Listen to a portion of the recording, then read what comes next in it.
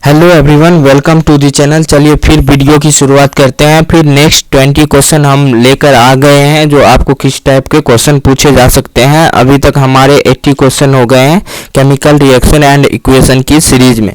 तो चलिए chemical reaction and equation की सीरीज से फिर नेक्स्ट 20 क्वेश्चन को करते हैं और आगे की ओर बढ़ते हैं। चलिए क्वेश्चन नंबर 1 आपको पूछा जा सकता है, ठीक है, हमने इससे पहले तक कर लिया है, ठीक है।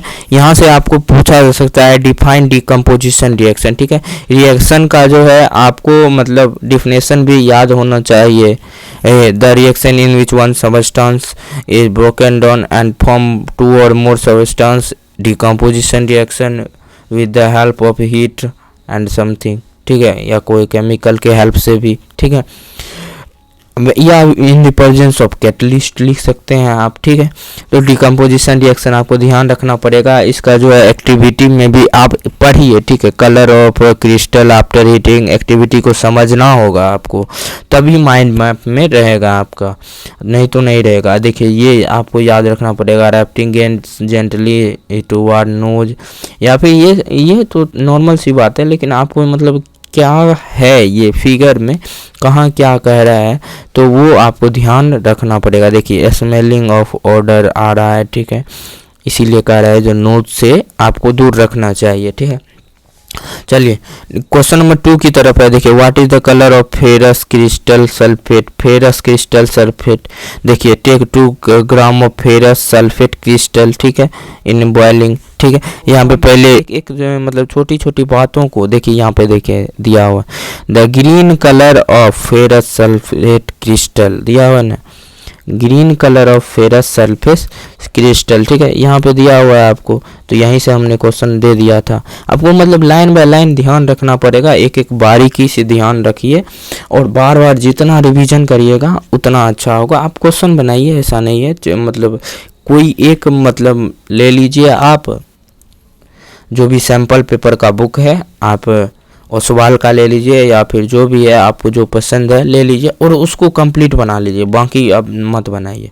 ऐसा नहीं है जो 10 को बना रहे हैं सैम्पल पेपर अलग अलग कंपनी का, ऐसा नहीं है, एक ही कंपनी का बनाइए, बस वही काफ़ी है, आपको वहीं से लाइन बाय लाइन हो जाएगा, ठीक है। चलिए नेक्स्ट नंबर क्वेश्चन नंबर 3 की तरफ पढ़ेंगे। Formula of ferrous sulphate crystal.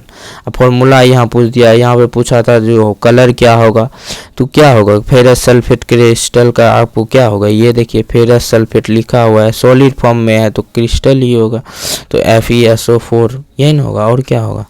चलिए आगे बढ़ेंगे, नेक्स्ट की तरफ बढ़ते हैं। आपको नेक्स्ट क्वेश्चन पूछा जा सकता है डिफरेंस बिटवीन क्विक लाइम, ठीक है, एंड लाइम। क्विक लाइम और लाइम में क्या अंतर है, ठीक है, ये भी आपको ध्यान रखना पड़ेगा, ठीक है। छोटी छोटी बातों को आपको ध्यान रखना है, ठीक है। कैल्शियम ऑक्साइड को जो है क्विक लाइम और लाइम कहते हैं, तो इसमें दोनों में कोई डिफरेंस नहीं है, लेकिन बहुत सारे बच्चे लिख के आ जाएंगे quicklime is C calcium oxide and lime is the calcium hydroxide या फिर कैल्शियम कार्बोनेट, लेकिन जो कि गलत हो जाएगा, दोनों सेम है। देखिए NCERT खुद कहा है कैल्शियम ऑक्साइड इज लाइम और क्विक लाइम, ठीक है। चलिए आगे बढ़ेंगे की तरफ। राइट नेम द कंपाउंड, ठीक है, आपको फिगर याद रखना पड़ेगा और फिगर में से कहीं भी कंपाउंड का नाम पूछा जा सकता है, यहाँ पे क्या है, ठीक है। यहाँ देखिए जैसे हीटिंग ऑफ लीड नाइट्रेट, तो यहाँ लीड नाइट्रेट ही होगा PbNO3 होल ट्वाइस, ठीक है। फॉर्मूला आपको याद रखना चाहिए, यहाँ पे लीड नाइट्रेट की बात हो रही है तो लीड नाइट्रेट ही होगा। चलिए क्वेश्चन नंबर 6 की तरफ बढ़ेंगे। Right the decomposition of lead nitrate. देखिए डिकम्पोजिशन रिएक्शन आपको लिखना पड़ेगा लीड नाइट्रेट का, ठीक है, मैक्सिमम इससे बाहर कुछ नहीं आएगा आपको, ठीक है। यहाँ पे एक मोस्ट इंपॉर्टेंट थिंग भी होता है लीड नाइट्रेट में, जो ब्राउन फ्यूम प्रोड्यूस करता है NO2। देखिए यहाँ ब्राउन फ्यूम का क्वेश्चन हमने कई बार कराया है। नेक्स्ट देखिए यहाँ पे आपको रिएक्शन दे ही दिया, हम पूछे और रिएक्शन दे दिया। चलिए नेक्स्ट आपको ये एक्टिविटी के बारे में आपको यहाँ याद रखना पड़ेगा, एनोड पे कौन सा गैस रिलीज होता है और कैथोड पे कौन सा गैस रिलीज होता है, ऑक्सीजन कहाँ होता है और हाइड्रोजन कहाँ होता है, ठीक है। और यहाँ पे जो वाटर का लेवल होता है अप एंड डाउन होता है, ये भी रिएक्शन में आपको मतलब पढ़ना पड़ेगा। ये सब जो है bringing the candle close to the mouth, ये जो भी है आपको ध्यान रखना पड़ेगा छोटी छोटी बातों को। चलिए explain the electrolysis of water, ठीक है, आपको सीधा कर देगा इलेक्ट्रोलाइसिस ऑफ वाटर एक्सप्लेन, ठीक है।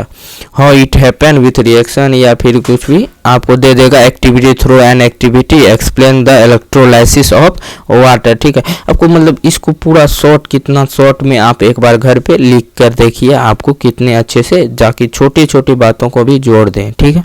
चलिए आगे बढ़ते हैं। आपको नेम ये फिगर दे देगा आपको, और कंपाउंड का नाम पूछ देगा, ठीक है। कंपाउंड का नाम क्या है, ठीक है। कंपाउंड का नाम पूछ देगा, जो कंपाउंड का नाम क्या है। इसमें आपको ये ध्यान रखना पड़ेगा, जो सिल्वर क्लोराइड था जो कि टर्न ग्रे हो गया, देखिए यहाँ पे लिखा हुआ, तो ये सब बातों को याद रखना पड़ेगा। फिगर के नीचे नेम रहता है, वो सब भी इम्पोर्टेंट है, ठीक है। AgCl2 नहीं होता है कुछ, AgCl बहुत सारे बच्चे AgCl2 लिखते हैं, जो कि कुछ नहीं होता है, ठीक है।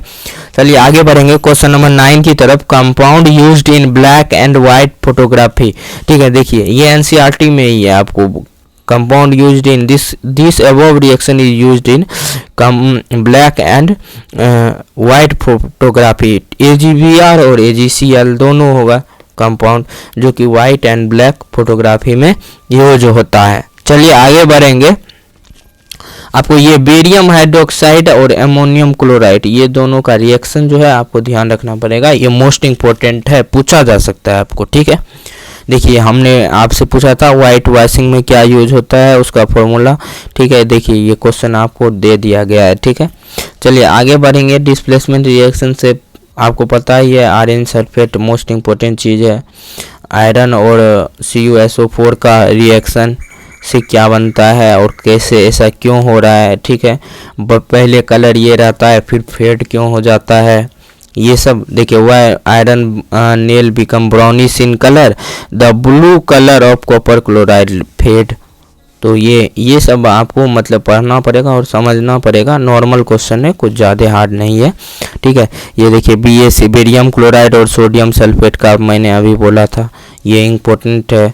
आपको यहाँ पे देखिए, यहाँ प्रेसिपिटेशन, यहाँ पे कलर का भी रहता है, कहीं कहीं कलर है। देखिए व्हाट इज अ प्रेसिपिटेट आपको पूछा जा सकता है। The insoluble substance form during any chemical reaction, insoluble solid substance form during any chemical reaction is called precipitate. आप एक एग्जांपल दे दीजिएगा और यहाँ पे लिख दीजिएगा BaSO4 is a precipitate form, ठीक है, या फिर कलर भी लिख दीजिएगा आप, ठीक है। चलिए नेक्स्ट क्वेश्चन आपको यहाँ से देखिए, रिमेंबर मी SO2, ये आपको याद रखना पड़ेगा, ठीक है। प्रेसिपिटेट कैसे फॉर्म होता है, ठीक है, डिस्प्लेसमेंट रिएक्शन की तरह डबल डिस्प्लेसमेंट में, ठीक है। आपको ऐसा भी पूछा सकता है, जो डबल डिस्प्लेसमेंट हमेशा प्रेसिपिटेट होता है या नहीं होता है, ठीक है। तो चलिए नेक्स्ट क्वेश्चन की तरफ बढ़ेंगे। नेक्स्ट क्वेश्चन हमारा है, ये देखिए, ये रिएक्शन मोस्ट इंपॉर्टेंट है आपके लिए, यहाँ से पूछा जा सकता है क्वेश्चन। ये वाला बैलेंस करने के लिए, ये बैलेंस करने के लिए MnO3 + 4HCl, ये वाला रिएक्शन याद कर लीजिए, कंठस्थ कर लीजिए, बार बार लिखिए उसको, तभी याद होगा। क्वेश्चन नंबर 10 की तरफ पढ़ेंगे। Write two reaction of redox reaction. देखिए रिडॉक्स रिएक्शन का 2 रिएक्शन लिखना है। देखिए वही बात है, यहाँ पे ये और ये दोनों लिखना पड़ेगा, ठीक है। चलिए आगे बढ़ेंगे। क्वेश्चन नंबर आप देखिए, कोरोजन से भी पूछा जा सकता है। नेक्स्ट क्वेश्चन आपको यहाँ से पूछा सकता है, the black coating on silver, silver पे किस तरह का कोटिंग होता है। अगर कोरोजन टॉपिक है आप पढ़ लीजिए, अगर नहीं है सिलेबस में क्या गारंटी है जो नहीं देगा। अगर दे दिया तो आप 1 मार्क्स सबसे आगे हो जाएंगे। अगर आपके पास समय है तो पढ़ लीजिए, थोड़ा आउट ऑफ सिलेबस भी, ठीक है। ये सब ध्यान रखना पड़ेगा, ठीक है। ये देखिए कंटेनिंग फैट एंड ऑयल, ये सब मैंने करा दिया है, ज़्यादा से ज़्यादा मैक्सिमम क्वेश्चन